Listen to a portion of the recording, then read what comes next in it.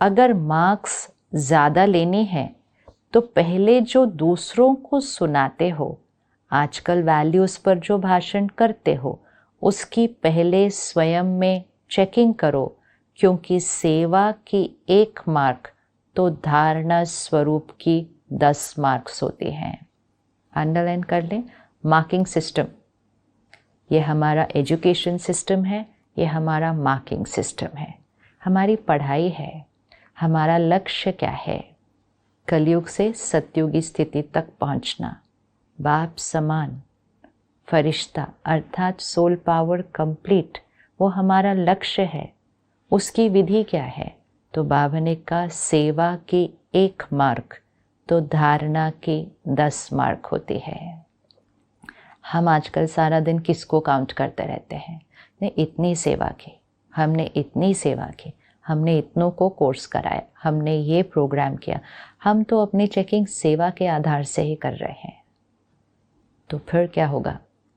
हमें एक बहुत बड़ा शॉक लगेगा जब हमें पता चलेगा हमने इतनी सेवा की, मेरे नंबर उतने नहीं आए। तो इसलिए एग्ज़ाम देने से पहले बच्चे को उस पेपर के मार्किंग सिस्टम पता होना चाहिए कि किस चीज़ के कितने नंबर हैं, कौन से क्वेश्चन के कितने नंबर हैं। तो जिस क्वेश्चन का 1 नंबर है उसको 10 नंबर समझकर टिक करते रहेंगे अपने आप को, तो लगेगा हमें तो फुल नंबर मिलने वाले हैं।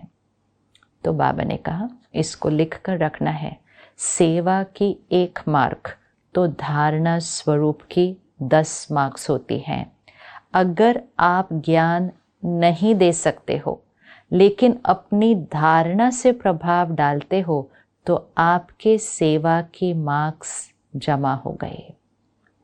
सेवा नहीं की, कोई चांस नहीं मिला, लेकिन आपकी धारणा उतनी अच्छी है कि दूसरी आत्मा पर प्रभाव पड़ता है, तो बाबा ने कहा ये आपकी सेवा हुई। सेवा के सब्जेक्ट में भी आपके मार्क्स जमा हो गए। आजकल कई समझते हैं कि हमको सेवा का चांस बहुत कम मिलता है, हमको चांस मिलना चाहिए, दूसरे को मिलता है, मेरे को क्यों नहीं। सेवा करना बहुत अच्छा है, क्योंकि अगर बुद्धि फ्री रहती है तो व्यर्थ बहुत चलता है।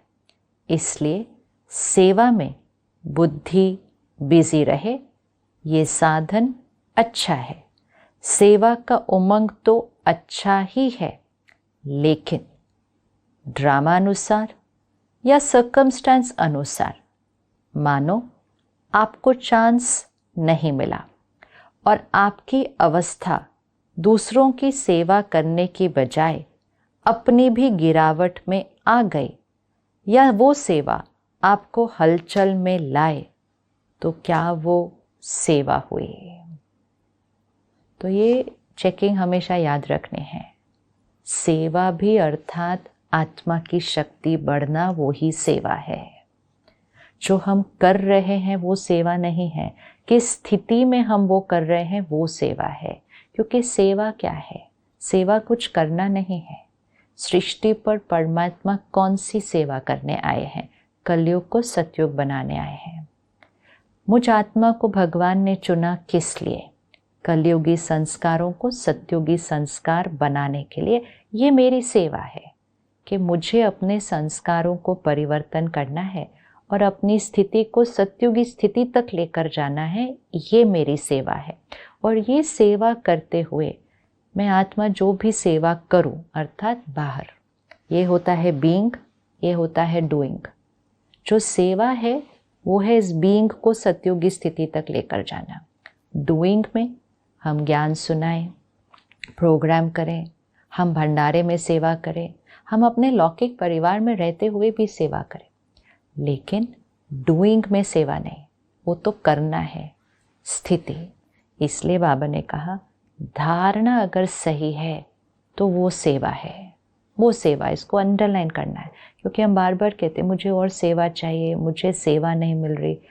धारणा अच्छी है, आपकी धारणा से दूसरे पर प्रभाव पड़ रहा है, तो ये सेवा। क्योंकि आजकल के हिसाब से सेवा सामने से आती है, आपके पास खुद सेवा चल कर आएगी। तो जो सच्चे सेवाधारी हैं उस सेवाधारी को चलो और कोई सेवा नहीं मिली, लेकिन बाप दादा कहते हैं अपने चेहरे से, अपने चलन से सेवा करो। अंडरलाइन। कोई नहीं कह सकता कि मुझे सेवा नहीं मिली। बाबा ने कहा अपने चेहरे से, अपने चलन से सेवा करो। आपका चेहरा बाप का साक्षात्कार कराए, ये है सेवा। कि कौन सी हम सेवा करें? ये है सेवा। स्थिति ऐसी हो कि हमें देखकर सामने वाला भगवान को पहचान ले। आपका चेहरा बाप का साक्षात्कार कराए। आपका चेहरा, आपकी चलन बाप की याद दिलाए। अर्थात सामने वाला कहे ज़रूर इनको कुछ मिला है, ज़रूर इनको कुछ मिला है। ऐसे कैसे हो सकते हैं ये? इस दुनिया में रहते हुए इस तरह की पवित्रता, इस तरह की सादगी कैसे आ सकती है? ज़रूर इनके पास कुछ है। इतना भी अगर किसी का चिंतन शुरू हुआ, अर्थात हमारा धारणा पर अटेंशन है, तो बाबा ने कहा आपके चेहरे और चलन को देखकर बाबा प्रत्यक्ष हो, सामने वाले को बाबा की याद आए। ये है नंबर 1 सेवा। अंडरलाइन। भगवान कह रहे हैं ये है नंबर 1 सेवा। क्योंकि आज बाबा ने क्या कहा? सेवा का नंबर 1 और धारणा के 10 नंबर होते हैं। तो मैंने ये किया, ये किया, ये किया, 1 नंबर। धारणा हुई, मेरे चेहरे और चलन से किसी को बाबा याद आया, 10 नंबर।